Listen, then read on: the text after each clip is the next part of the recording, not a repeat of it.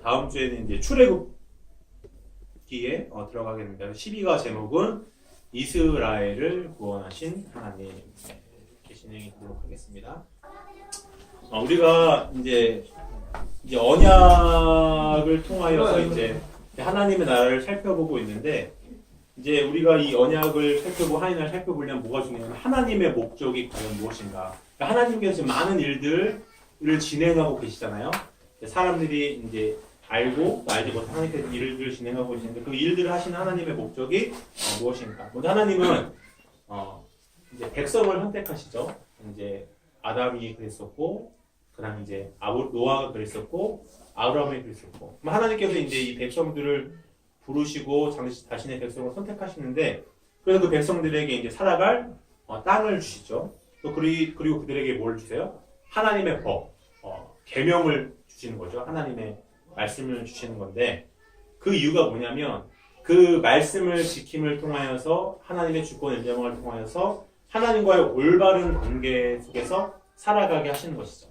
그래서 하나님과의 올바른 관계 속에서 다른 사람들과 올바른 관계를 맺고, 또 피조물들과의 바른 관계를 맺음을 통하여서 그 하나님과의 관계 속의 그 유익을 열방 가운데 증거하는 그것이 하나님의 사람들 선택하시고 부르시는 목적이 되는 것이죠. 그래서 이스라엘의 비전이 뭐예요? 이스라엘은 이제 야곱의 이제 이스라엘 이름을 바꾸고, 이스라엘의 12아들을 통하여서 이제 하나님께 한 민족을 이루어 가시잖아요. 이스라엘의 비전이 무엇인가? 그건 바로 약속의 땅에 들어가는 거예요. 지금 아직은 우리가 얻지 못했지만, 살고 있지 못하지만, 하나님의 약속의 그 땅에 들어가서 이렇게 하나님의 그 말씀을 지키는, 하나님과 올바른 관계를 맺는 하나님의 백성으로 살아가는 것이 이스라엘의 비전이죠. 그래서 야곱이 얼마나 이제 파란만장한 삶을 보냈죠. 하지만 그런 야곱이 말년은 어떻게 해요? 침상에서 하나님께 경배하고 자신의 자녀들을 축복하고, 자기를 어디에 묻어달라고 해요? 그 자기 아버지와 어머니부터 그 가나안 땅의 나를 묻어달라 말을 하죠. 그런데 요셉도 이제 나이가 들어서 이제 죽음이 가까이 오죠. 요셉도 그 자기 이제 친족들에게 하는 유언이 뭐예요? 나는 곧 죽을 것이다. 그러지만 하나님이 반드시 여러분들을 아브람과 이삭과 야곱의 약속하신 땅으로 데려가실 것이다. 이 야곱과 이제 요셉 이전에 이제 창세기 15장으로 가면 하나님께서 이제 아브라함이 어떤 약속을 하셨어요? 너의 자손들이 이집트에서 400년 동안 종으로 살 것이다. 하지만 내가 그 나라를 심판하고 그 자손들을 약속의 땅으로 인도하실 것이다. 그 아브라함이 이 약속을 믿었고, 야곱도 또 이 약속을 믿고, 자신들은 지금 애굽에 살지만 이집트에 살지만 자신들이 돌아갈 최종 목적지는 가나안 땅이다. 그래서 그 자손들의 그것을 상기하게 하는 거, 기억하라, 잊지 말라고. 너희들이 비록 400년의 긴 시간 동안 이 땅에 살지만 너희의 목적지는 이곳이 아니다. 라는 것을 이제 유언으로 상기를 시키는 것이죠. 그래서 이제 출애굽기는 많은 시간이 지났어요. 이제 거의 400년에 가까운 시간이 지나고, 이제 요셉이라 하면 그 이집트를 이제 구해낸 영웅이자 이집트를 비교할 수 없는 강력한 반석에 세운 그 이치전적인 인물이에요. 그러니까 얼마나 그 초기에 파라오가 요셉을 얼마나 총애하고 그를 존중했겠어요. 하지만 점점 요셉이 죽고 나서 파라오가 이제 요셉이 했던 일들을 뭐예요? 기억하지 못하고 보이는 거 뭐냐면 이스라엘 백성들 어떻게 해요? 너무 많아. 바글바글한 거야. 그 골치 아픈 거죠. 그러니까 그 지금 트럼프 대통령이 자기 나라에 들어온 이민자들 바라보면 얘네들 골칫덩이야. 그래서 수십만에서 많게는 수백만에 이르는 그 인원들. 그러니까 얘네들이 돌변하면 어떻게 되는 거예요? 적들과 애통하면 자기 나라를 기반한들 위험 요인이 될 수가 있는 거죠. 그러니까 어떻게 해요? 그들이 번성하지 못하도록 방해하는 거죠. 그러니까 애들이 이제 아기를 많이 낳으니까 힘들게 하자. 힘들게 하면 아기를 못 낳을 것이다. 저는 잘 이해가 안 돼요. 왜 힘들면 아기를 못 낳을 저는 잘 이해가 안 되지만 아무튼 그런 방법을 씁니다. 그래서 힘든 고된 노동을 시키죠. 근데 고된 노동을 시켰는데도 어떻게 해요? 아이가 계속 번성을 해서 모르겠어요. 왜 그런지 번성을 해요. 그 다음에 이제 두 번째는 이제 산파를 맺음을 하죠. 그래서 이제 아기를 받을 때 남자 아기는 죽이라고 그냥 하죠. 이제 3파가 어떻게 해요? 그 파라오의 명령을 듣는 것이 아니라 하나님을 두려워해서 그 말을 듣지 않죠. 그래서 마지막에 이제 파라오가 이제 직접적인 방법을 하죠. 네, 그래서 남자가 태어나면 나일강에 던져버려라는 거죠. 이들이 번성한 건 뭐예요? 일단은 번성 자체가 뭐예요? 하나님의 언약이에요. 왜냐하면 너희 자손들이 많아지게 할 것이라고 말씀하셨잖아요. 하나님의 언약이 지금 이루어지고 있는데 이제 파라오는 그 하나님의 백성들을 핍박하는 거죠.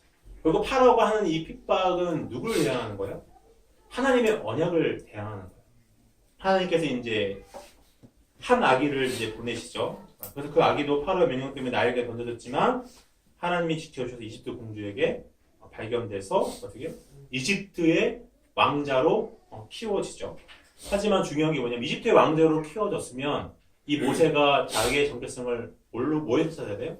이집트에 찾아야 되는데 모세가 어떻게 해요? 자기가 히브리인이라는 이스라엘 사람의 곳에 자기 정체성을 찾게 됩니다. 그래서 히브리서 12장 2절에서도 모세가 그 애굽의 온갖 영화를 자기가 취할 것을 여기지 아니하고 이제 하나님의 이제 영원 상급을 바라봤다는 말씀이 나올 정도로 여기서 모세는 믿음의 사람이야.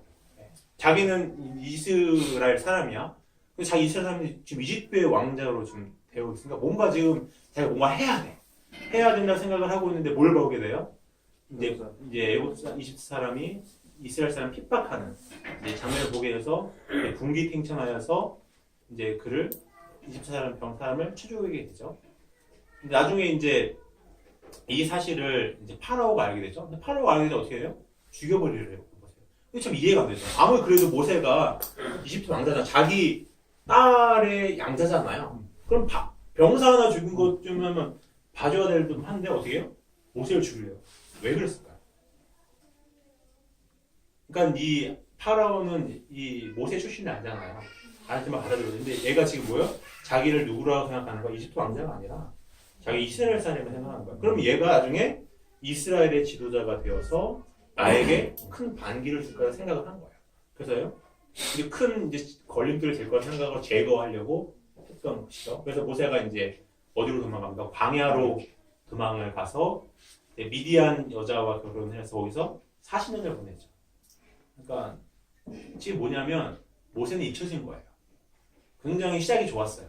이제 이집트 왕자라는 신분도 있었고 하나님의 특별한 보호하심도 받았고 하나님을 위해 하는 어떤 의로운 일을 하고 싶은 열정도 있었는데 그는 광야에 40년간 잊혀졌고 지금 이스라엘 백성들은 상황이 어때요? 좀 엄청나게 괴로운 상황 가운데 있어요. 근데 뭐예요? 하나님은 일하시지 않는 것 같아요. 그러니까 이스라엘 백성들도 모세도 지금 하나님에게서 잊혀진 것처럼 보이는 것이죠. 근데 하나님이 어떻게 하시죠? 그 이스라엘 백성들의 고통과 신음소리를 들으시죠. 그리고 하나님이 뭘 하셨다고요? 그 아브람과 이삭과 야곱이 하셨던 그 약속을 하나님이 기억하셨다 이렇게 말씀합니다. 하나님 그 약속을 기억하시고 하시는 일이 뭐예요? 모세를 부르시는 것이죠. 떨기나무 가운데서 이제 모세를 부르시는 것이죠. 그래서 하나님이 하시는 말씀이 뭐예요? 모세야, 이스라엘은 내 백성이다. 내가 너를 보내서 그들을 구하고 그들을 가나안 땅으로 데려갈 것이다. 나는 스스로 영원히 있는 모든 세상의 하나님이다. 이 말씀을 하시는 것이죠. 그러니까 간단히 내가 너를 보내서 내 백성 이스라엘을 구원하겠다 말씀하십니다. 모세는 왜 광야로 갔을까? 달마가 동쪽으로 간 이유는 한때 또 최고람이 동쪽으로 간 이유는 있었는데 왜 모세는 광야로 가야만 했을까? 이해가 안 되잖아요. 지금 이스라엘 백성의 고통은 그게 달았고 모세는 하나님 한테가 특별한 사람이고 믿음의 사람인데 왜 모세는 열심히 이제 하나님을 일하는 것이 아니라 왜 광야로 가야만 했을까? 모세는 하나님을 몰랐어요. 그걸 하나님이 자신을 통하여 뭘 할지를 알지 못했고 그래서 뭐예요? 하나님을 어떻게 해요? 신뢰하지 않았어요. 하나님을 위해 일하고 싶었지만 그는 하나님을 신뢰하지 않았죠. 그러니까 그거 했는 건 뭐예요? 살인자가 되는 것밖에 없어요. 하나님이 뭘 하실지 몰랐어요. 그래서 하나님이 지금 모세를 떨기나무 가운데 뭘 하시는 거예요? 내가 너에게 뭘 할지 알려주시는 거죠. 내가 너를 이스라엘 백성을 보내서 그들을 구원할 것이고 그 다음에 하나님 왜 자기 일을 밝히는 거예요? 자기 하나님이 누구신지를 그 모세에게 알려주시는 것이죠. 모세 이 40년 광야 시간 동안 모세는 어떻게 되는 거예요? 낮아지는 거죠. 낮아진 후에야 뭐가 되죠? 자기를 부르시는 그 하나님의 음성이 들리고 하나님이 누구신지 알게 되고 하나님이 자기를 통해 뭘 하게 될지를 알게 되는 거죠. 우리 인생도 마찬가지예요. 우리가 하나님이랑 믿음을 가졌다고 해도 모세처럼 그렇게 그 자기의 그 부르심을 낭비할 수가 있는 거죠. 그러니까 우리가 뭐예요? 이 광야 시간 동안 낮아진 후에야 하나님이 부르시는 그 음성이 들리고 자신의 하나님의 그 계획이 무엇인지 알게 되고 그 하나님 말씀에 순종하게 되고 그 삶을 통하여 하나님의 뜻이 이루어지는 시간들을 경험하게 되는 것이죠. 그래서 하나님은 이제 모세와 그의 형 아론을 파라오에게 보내서 이제 파라오에게 말씀하게 하시죠. 간단해요. 내 백성을 내보내서 나를 예배하게 하라. 그러니까 파라오는 이스라엘 누구의 백성을 생각할 거야? 자기의 종이라고 생각하는데 하나님 뭐예요? 아니라는 거죠. 너의 종이 아니야. 너의 백성이 아니라 이스라엘은 나의 백성이 나를 예배할 나의 백성이다 말씀하시는 것이죠. 근데 파라오가 그 말을 안 듣죠. 파라오는 자기를 뭐예요? 신으로 생각해요. 네. 자기는 태양신이 아들이잖아요. 자기는 신이란 말이에요. 그런데 듣도 보도 못한 득보잡 신이 이 백성을 내보내라 하니까 안 듣죠. 그래서 하나님께서 어떻게 하시죠? 그 10가지 재앙을 통하여서 그 이집트를 심판하시는 거죠. 이게 뭐냐면 이건 아까 말씀한 파라오는 이스라엘 백성을 핍박하고 억압하고 죽임을 통하여 누구에게 대항한 거예요? 하나님과 대항한 거예요. 그럼 이건 하나님과 파라오, 하나님과 이집트 신 누가 진정한 살아있는 이스라엘 신이냐 온 세상 신이냐 그거를 증명하는 싸움이 되는 것이죠. 그래서 이 재앙을 통하여 어떻게 되는 거예요? 파라오와 이집트와 그 온 땅이 이제 심판을 받게 되는 것이죠. 근데 여기 보면 심판하시잖아요. 하지만 그 심판은 무엇을 위한 심판이에요? 구원을 위한 심판이에요. 이 심판을 통하여 누가 구원을 받죠? 이스라엘 백성이 구원을 받죠. 근데 끝까지 9가지 재앙까지 봐도 그 파라오의 완악함이 꺾이지 않죠. 마지막에 이제 심판이 뭐였어요? 이제 이집트 모든 땅에 있는 첫 번째로 태어난 아들이 죽는 거죠. 가축까지도. 근데 하나님은 이스라엘 백성들에게 죽음을 피하는 방법을 알려주시죠. 어때요? 어린 양을 잡아서 그 피를 문설주와 문지방에 바른다면 죽음이 너희를 그냥 넘어갈 것이다. 라는 거죠. 그래서 이스라엘 백성들 그 말씀에 순종하여서 살지만 이집트에 있는 모든 첫 번째 태어난 것들은 죽게 되는 거죠. 그제야 파라오는 하나님을 진심으로 두려워하게 되고 모세 아론을 불러서 이스라엘 백성들을 데리고 당장 나가라고 하죠. 그래서 그들에게 하나님을 두려워하는 마음에 그 이집트 백성은 어떻게 해요? 보물을 막 주죠. 보물을 줘서 떠나게 하죠. 그래서 아브라함의 주신 그 약속이 그대로 이루어지는 모습을 우리가 볼 수가 있습니다. 이게 이 10가지 장의 모습이 뭐냐면 원래는 그 죽음이 어디에 있는 이집트 모든 땅에 임하죠. 누가 죽어야 되는 거예요? 이집트도 죽어야 되고 이스라엘 백성도 죽어야 되는 거예요. 그러니까 이거 보시면 이 하나님과의 단절을 통하여서 인간에게 주어진 운명이 이 죽음을 피할 수 없는 운명에 처한 것을 보여주는데 하나님이 그 살아날 방법을 알려주시죠.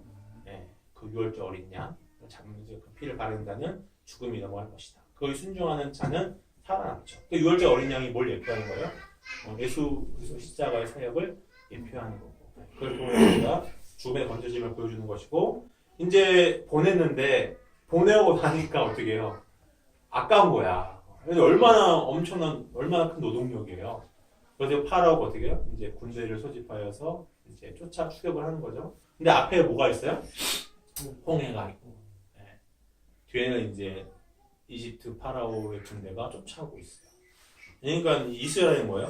절체절명의 위기에 만나게 되고, 그때 이들이 하는 거 뭐예요? 모세와 아론을 원망하죠. 왜 우리를 이리로 데려와서 죽게 하였느냐. 원망을 하죠. 그때 모세는 조용히 있어서 가만히 있어서 하나님이 당신을 위해 하실 위대한 일을 지켜봐라. 그래서 모세 하나님이 먹는 대로 지팡이를 들고 바다를 가리키고 홍해가 갈라지고 이스라엘 백성은 그 땅을 바다를 마른 땅처럼 건너서 반대로 도착하게 되고 파라오와 이집트의 군대가 그걸 건널 때 어떻게 해요? 다시 물이 합쳐져서 그 파라오와 그 모든 군대가 거기서 전멸하게 되는 것이죠. 그래서 하나님은 당신의 위대한 능력으로 이집트와 파라오를 심판하십니다. 그래서 뭘 보여주시는 거예요? 하나님만이 이스라엘의 진정한 왕시고 이스라엘은 하나님의 백성이다 라는 것을 보여주시는 것이죠. 그래서 홍해 이전에는 이스라엘은 누구로 살았어요? 파라오의 종으로 살았어요. 하지만 홍해를 건넌 이후에는 이스라엘은 하나님의 백성으로 그 정체성이 바뀌게 된 거예요. 그러니까 야곱이 그 약복강의 씨름 이후 야곱에서 이스라엘과 정체성이 바뀐 것처럼 지금도 이스라엘이 하나님의 백성으로 정체성이 바뀌어지는 사건을 경험한 것이죠. 여러분 이스라엘이 왜 하나님의 백성일까요? 이스라엘 왜 하나님의 백성일까요? 간단합니다. 하나님이 친히 그들을 구원하셨기 때문에 하나님의 백성입니다. 그래서 하나님은 그들은 하나님의 백성으로 삼으실 언약을 하나님 그들과 맺으셨고 그것을 이루어 가셨습니다. 그 언약은 그러니까 원래 이스라엘 백성 뭐예요? 400년 동안 이스라엘 살면서 뭘 자꾸 뭐가 희미해졌을까요? 자신들이 하나님의 백성이라는 것이 희미해졌고 400년 보니까 하나님이 과연 그 약속의 땅을 우리에게 주실까? 우리가 돌아갈 수 있을까? 희미해졌겠죠. 근데 그 자신이 하나님의 백성이라는 걸 모르고 희미해져간 그 사람들을 이제 하나님의 방법과 능력으로 구원하셔서 하나님의 백성을 삼으시는 것이 바로 언약이 한 일이죠. 이제 이스라엘 백성을 구원하셨어요. 어디로 인도하시죠? 가나안에 가기 전에 중요한 사건을 해야 돼요. 구약의 가장 큰 핵심이라는 그 사건이 있습니다. 신의 산으로 데려갔습니다. 그래서 그들에게 하나님의 법을 주시죠. 그리고 그 법을 하나님의 땅 그 법을 지키며 살아가야 하나님의 계획이 목적이 이루어지는 거예요. 근데 그 하나님의 법을 주시면 하나님이 뭐라 하세요? 그들을 구원하시죠. 그러니까 하나님의 법을 지키는 거는 우리가 공짜로 안 지켜요. 우리가 뭐 그렇게 착한 사람들인가요? 안 지켜요. 우리 지키는 이유가 뭐예요? 하나님이 우리를 구원하셨기 때문에 우리를 사랑하는 알기 때문에 그 하나님을 따르는 길이 선하고 생명의 길을 우리가 믿기 때문에 그 하나님의 법을 따르는 것이죠. 이건 우리에게도 마찬가지예요. 네. 우리가 이게 하나님을 예배하고 또 우리가 개인적으로 경건의 시간을 갖는 이유가 뭐예요?